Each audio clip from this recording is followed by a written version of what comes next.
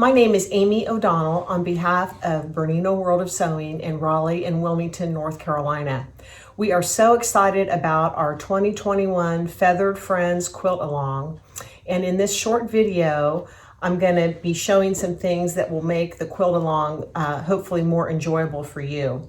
Our number one goal is to have you finish this quilt and feel successful every step along the way. So there are some things that we're going to show you today that you may already have or you might be interested in getting. Here we go.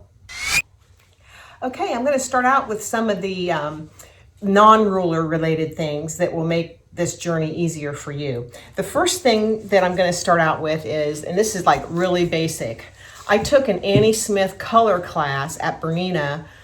Gosh, it's probably been 4 or 5 years ago, and she had us all make up these like mini design walls. And what it is, it's a piece of foam core board from Walmart or the dollar store, and I just glued some batting on it with Elmer's glue. And this, when I made my Feathered Friends shop sample, I made the purple one. When I made my Feathered Friends shop sample, this came in so handy for laying out my pieces and making sure that I was putting everything together when I was making my sub block, piecing all the sub blocks together and stuff. So I would highly recommend before you start your Feathered Friends journey that you get one of these foam core boards and put some batting on it. It's an awesome thing to have. In fact, I even have 2. And it's just, they're easy to store. You can store them up alongside your sewing machine or whatever. And then when they get covered with threads, you just take a lint roller and roll them off, and then they're like new again. But highly recommend. Okay, the next thing that we recommend are some marking tools. It's important to be able to mark on your fabric. And I have a selection of marking tools here on the counter on my cutting board. These are just the Frixion markers that are heat erasable. This is a chalk marker that you can use. And another little tidbit is I always save my soap slivers. They make very nice markers, especially if you're marking on a darker fabric. So it's important to have the right kind of marking tools for this project. But like I said, a soap sliver is great, or any of these options work really well, or the marking tool of your choice. It's always nice to have plenty of thread. And I know we all have our thread preferences. I prefer the OLFA, but you can use whatever thread you want and just make sure it blends in with your fabric. You don't want to run out of thread at 10 o'clock at night. The other thing that you're going to want to have on hand are plenty of rotary cutter blades. There is a lot of cutting involved with this quilt, and the cutting has to be precise. And so a fresh blade does wonders for your cutting. Every time I change my blade, I say, gee, why didn't I do that sooner? Next, I want to talk about a really cool thing. There's a lot of opportunities in this quilt for chain piecing. And chain piecing is when you sew identical pieces of fabric together over and over again, just feeding them through your sewing machine.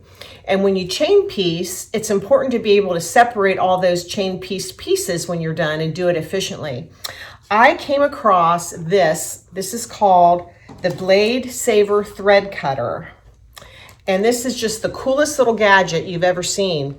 It uses your old rotary cutter blades in the center of this, and it all comes apart for easy travel. So it has a little case that it comes with. And then when you're going to travel, you can just put your blade in the case, and it just kind of snaps in here. And then there's like a magnetic closure that locks it up and keeps it safe. And when your blade gets dull, you just take, you unscrew the screw and put in a new blade. But so when you are assembling it by your sewing machine, you just have it like this, and there's your blade is all ready. There's no way to cut yourself on it, and it's just a great way to use your old rotary cutter blades. So highly recommend this for your chain piecing. The next item I want to talk to you about is the strip stick. And this is a piece of wood that's been covered with some batting and stitched down with some, it looks like ironing board type fabric for your ironing board cover. And it comes in really handy when you have to press seams open without disturbing other seams. On my Feathered Friends quilt, and when you watch the videos later on, you'll see I pressed a lot of my seams on the back open. And it's hard to press seams open when you're running up against other seams that you've pressed one direction or another, or if you've pressed them open. So the strip stick is great. You lay it on your ironing board. Obviously, clearly this is not an ironing board. You lay it on the ironing board and then you run your iron over the top and it presses your seams open without disturbing these other seams along the way. And then when you're done, you just flip your piece over and you press the top of it to make it nice and flat. So I highly recommend the strip stick. This is the 18-inch one. It's very versatile. When you're pressing the long seam of a quilt, you can just kind of push it down the ironing board as you move your quilt across to get your seams to be nice and open. Next, we're going to talk about two things that are near and dear to my heart. And the first thing we're going to talk about is the Tucker trimmer. This is the one that trims your 6.5-inch blocks. She also has one that will trim up to, I think, a 16.5-inch or something like that. Of course, I've got them both, but this is the one that I recommend for this project. There's a lot of trimming involved. You can trim either full inch sized or half-inch size, depending on how you have the ruler turned. I've got some half square triangles that need to be trimmed laying here on my cutting table, and I'm going to show you how this works. You take the half square triangle. I need to trim these to 3.5. And so I'm laying my ruler on top, and I'm making sure that this line is on the diagonal, and my 3.5-inch mark is covered. So I'm going to trim and trim, and then I'm going to turn my triangle and I'm going to lay the ruler back on it again and line up the 3.5 and 3.5. Make sure my line is on the diagonal. I'm going to trim again and trim again. And here we have it. Our half square triangle is all squared up to 3.5. The other thing I want to show you is that I'm going to trim some more half square triangles on is the rotating cutting mat. Now mine looks pretty worn because I've had it for years, but I tell you what, this is like a great invention. So what I'm going to do with I've got 3 more that need to be trimmed, and there's a lot of trimming involved with this quilt. There's flying geese to trim, and there's half square triangles and 4 patches and things that need to be trimmed. So you want to make it as efficient and precise as you can. You don't want to have to spend all day trimming something if you can do it a little bit faster with one of these cool tools. So here I've got 3 half square triangles laying on my rotating cutting mat. See how that rotates? It's so awesome. And this is the 12-inch size cutting mat. I'm going to lay my Tucker trimmer on there like I did before. And I'm going to trim. And then I'm going to move it over to my next one. And I'm going to trim again. And I'm going to put it on this one and trim again.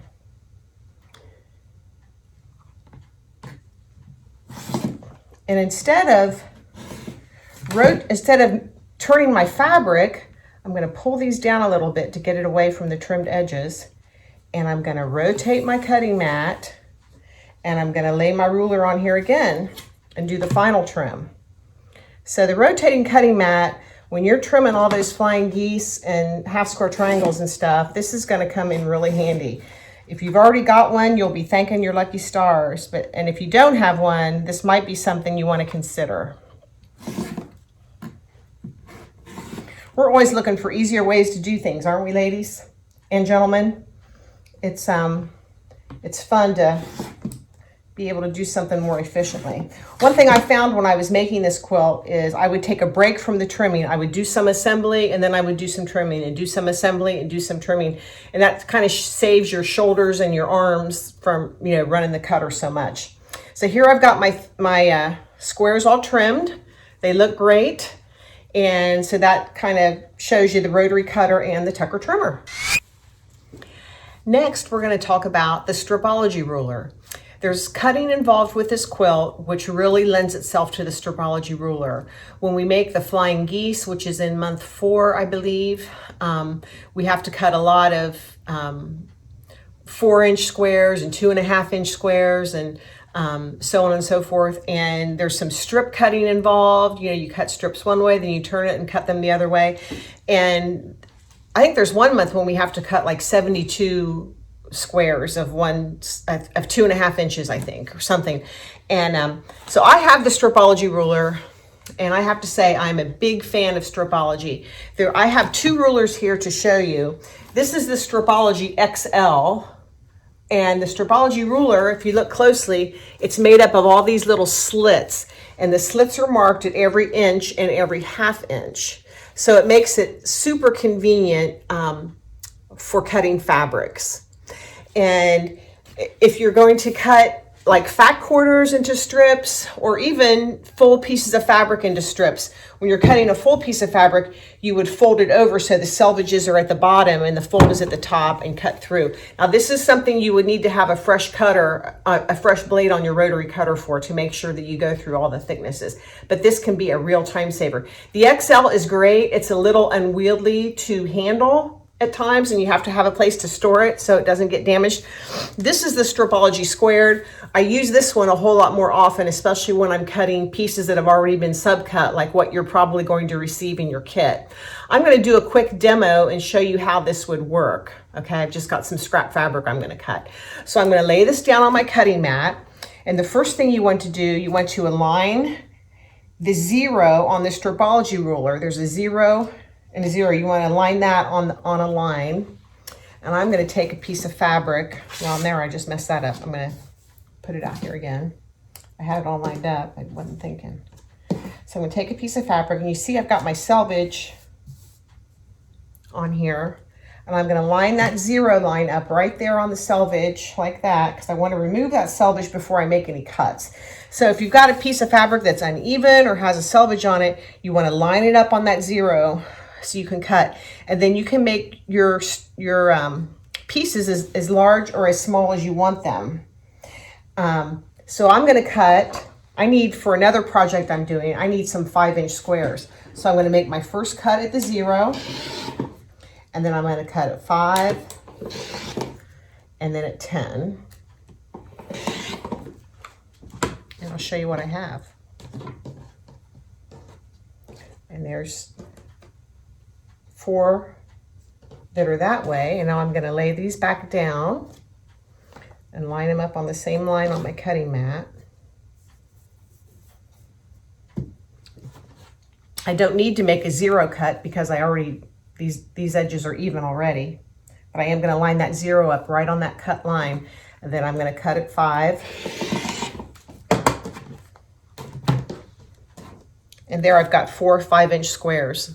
So the Stripology ruler can come in really super handy, not only for this project. All of these items I'm showing you today can be used on other projects too. So keep that in mind if that's something you're interested in. Maybe you already have a Stripology ruler and have never used it, but it's there's lots of great videos online showing how to use it.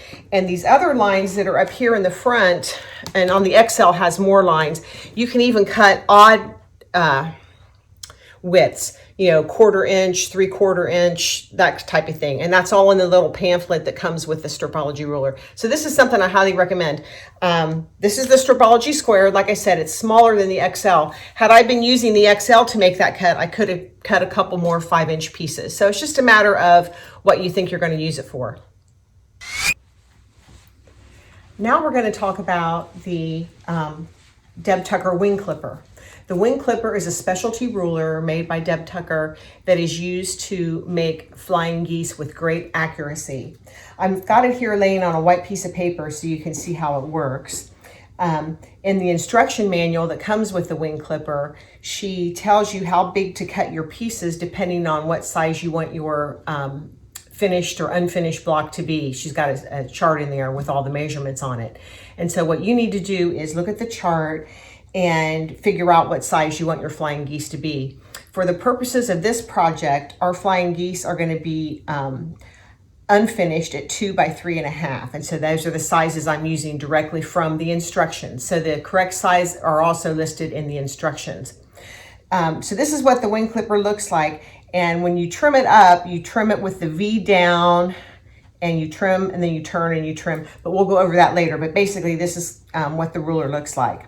So in the instructions, We're going to use the ruler later, so I'm going to set that aside. In the instructions, they have us cut the, this is the focus fabric, and this is cut to 4.5 inches square. And then these are the background fabric pieces, and they are cut at 2.5 inches square. So what you do is you lay your fabrics. We're going to be making these flying geese 4 at a time. And this is nearly identical to the 4 at a time model you may have used in the past, but we have specific measurements that we're making these so that they come out oversized, so then we can trim them. Because there's nothing worse than a flying geese block that is wonky or uneven and hard to stitch into place. So I've got my 2.5 inch squares laid on the fabric, and if you've noticed, I've scooched them in just a little bit from the edge, but I've got them lined up. And I'm going to take my OLFA 6x24 ruler, which is my favorite ruler in my whole arsenal. I love my OLFA ruler. It also comes in a 6x24 model, but this is the one, a few years ago, the numbers had worn off my other 6x12 ruler. And so this was the one I bought, and I really like it because of all these angle lines on it. There's not too much going on, and it's easy to see what you're doing. Anyway, let's draw the line down the center here. So I've got all my points lined up, and I'm going to press right here along the ruler so that my fabric doesn't scooch while I'm drawing my line.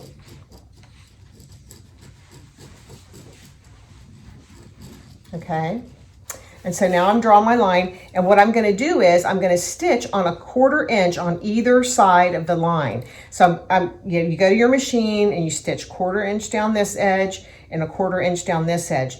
Now, when I'm stitching my flying geese blocks, I always like to shorten my stitch length. Since we are going to trim, I like to have my stitch length like at 2.0 or maybe 1.8, somewhere in that range, just so that the stitches are a little bit more secure.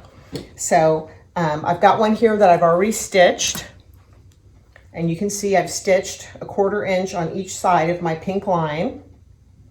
And so now I'm going to take my ruler and I'm going to cut on the pink line, just like this. And this is what I've got, these two pieces. So what you need to do next are press these two pieces so that the background fabric is pointed up and the seam is going toward the background fabric. And I've got a couple here that I've already done. I've pressed them, and this is what I've got. And the next thing that we're going to do is we're going to take 2 more of the 2.5 inch squares, and we're going to lay them on top, right side down. This is always right sides together. And we scooch them in just a little bit, and we're going to draw another red line going down like so.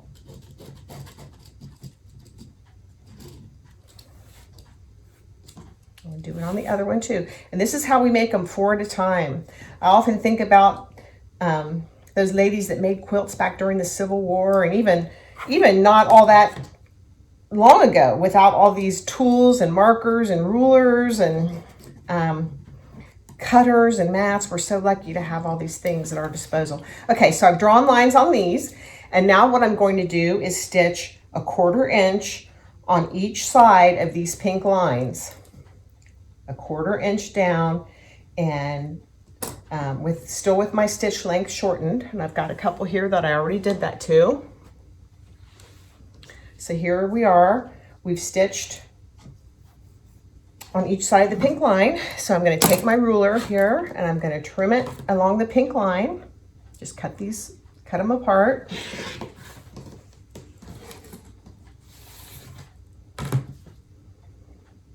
Cut them apart. Oops, that cut didn't go all the way through. Okay, and if you open these up, we've got flying geese.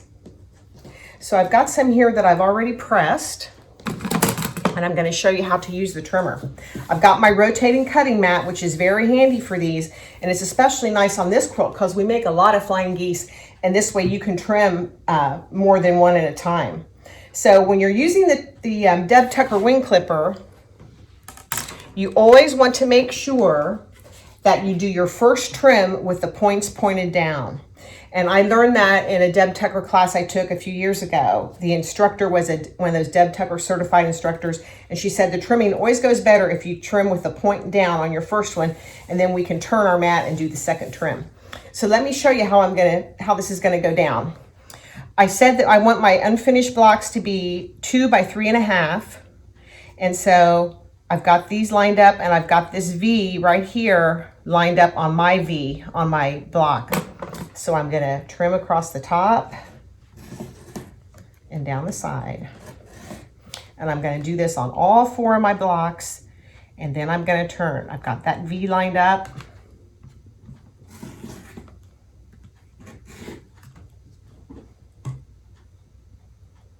That's why I like this 12-inch rotating mat, because you can put more than one block on at a time. And I'm going to line this one up, and then I'm going to make the turn here in a minute.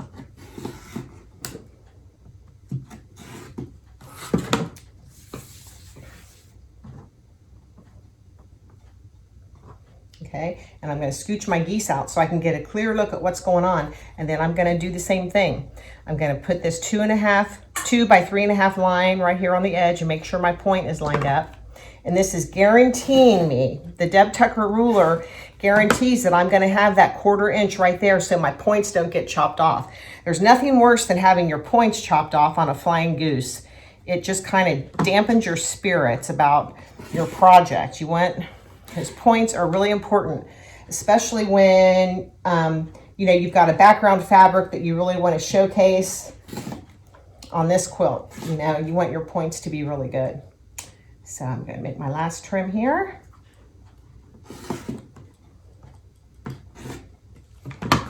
And here I've got my flying geese all done. So that's how the Deb Tucker wing clipper works. I hope if you have one that you will use it on this project, because we have a lot of flying geese to make. If you don't have one, think about getting one or borrow one from a friend, because it really will make your flying geese experience more pleasant, and it's going to make your outcome awesome, because you're guaranteed to have this 1/4 inch beyond the point of your flying geese block. The next ruler I'm going to talk about is the Deb Tucker squared ruler. And that is another one of her successful rulers that has you make your block slightly oversized so that you can trim it down, especially when you're working with a lot of bias edges. So I'm working on a quilt right now for another group I'm in, and I have to make 56 6-inch square and squared blocks. Now, none of them on the Feathered Friends quilt are 6-inch, but there's a couple of different sizes on there, but you'll get the idea when I demo this ruler for you. So on the ruler, let me hold it up against some white paper. There's a lot of lines on the ruler. This section over here helps you to determine the center square size according to what size block you're making.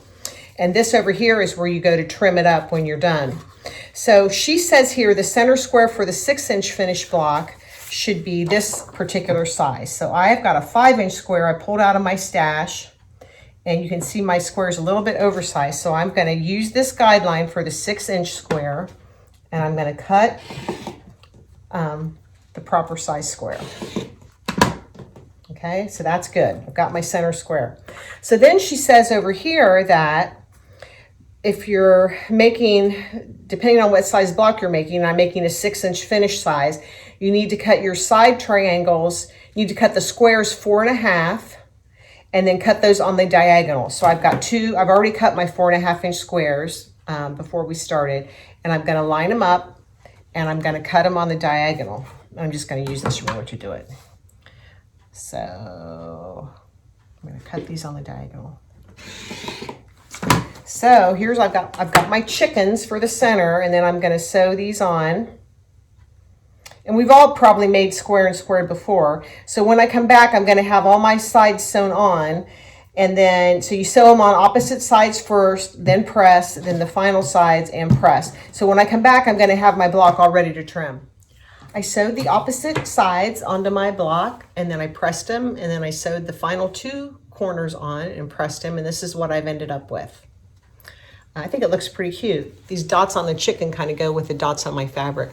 My quilt is going to be very scrappy, so I think this is going to look cute. Okay, so now it's time to trim this block.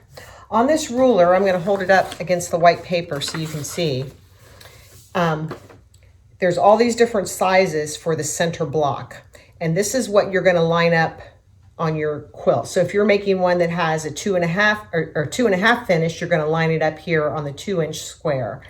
And 3.5, 4.5, 5.5, mine is 6.5 inch finished, or 6.5 inch and 6 inch finished. So I'm going to line it up on these 6 inches on the 6-inch diamond. I'm going to line my chicken diamond up with that, and we'll see how it looks. So let's lay it on here. It's kind of hard to see with the black fabric, and yeah, it looks pretty good. So I've got it lined up. In fact, I'm going to put it on my turning cutting mat so that I make it easier to trim.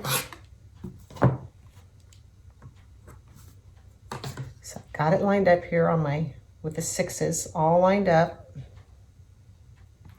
I'm going to trim.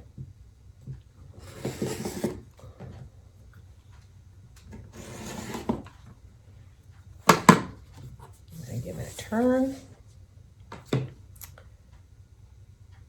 Trim again.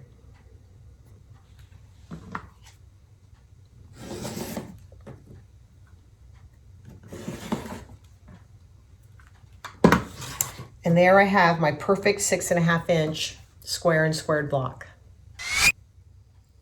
The next ruler I'm going to talk about is the OLFA 6x24. This is your standard quilter's ruler, and it has all the 1-inch markings up to 1/8 of an inch. So it's got that precision that you expect in a quilter's ruler. And it's got all these angles marked clearly on the ruler. This is the big sister ruler to the 6x24 that I talked about earlier. So these are the same ruler, just 2 different sizes. In addition to not having too many marks and too many crazy things going on the ruler, the thing I really like about it is this frosted backing kind of gives it a no-slip quality when it's on your fabric.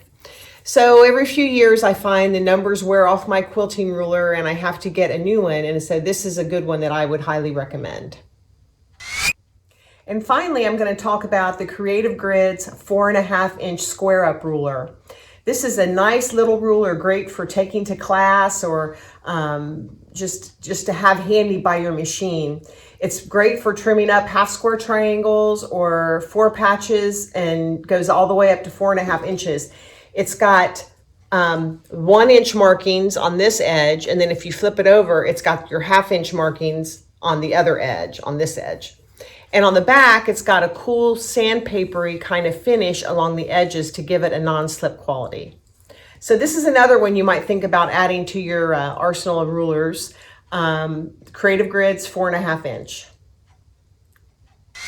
We're very excited, and our #1 goal is your success in completing this quilt. We want you to have fun, and we want you to enjoy the videos we're going to be having every month, and the private Facebook page and the PDF files. We want to give you all the tools you need to be successful, because that's really important to us. So once again, I'm Amy O'Donnell on behalf of Bernina World of Sewing in Raleigh and Wilmington, and I look forward to you being part of our Feathered Friends quilt along. Have a nice day.